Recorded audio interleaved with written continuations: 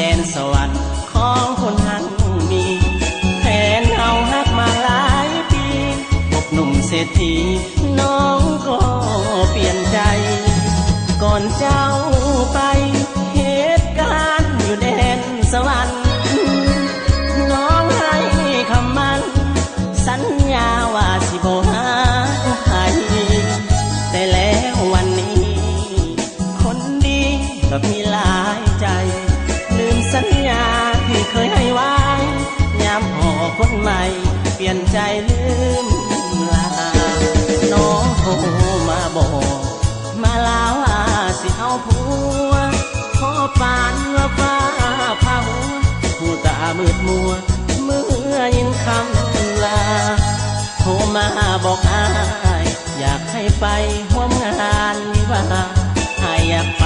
อยู่เด้อน้องลาแต่ยันน้ำตาไหลผ่างานดอกแดนสวรรค์เจ้าเอ๋ยจงอวยพรใส่ให้เขากับคนหาใหม่ขออย่าได้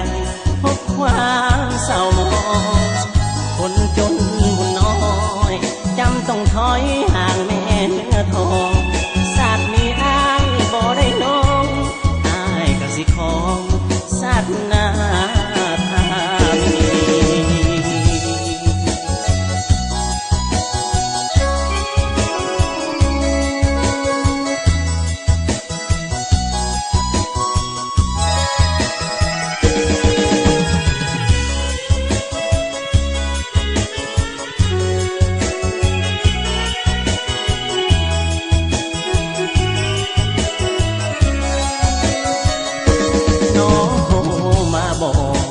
มาลาว่าสิเอาผั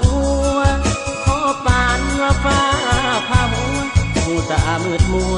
เมื่อยินคำลาโทรมาบอกอายอยากให้ไปร่วมงาน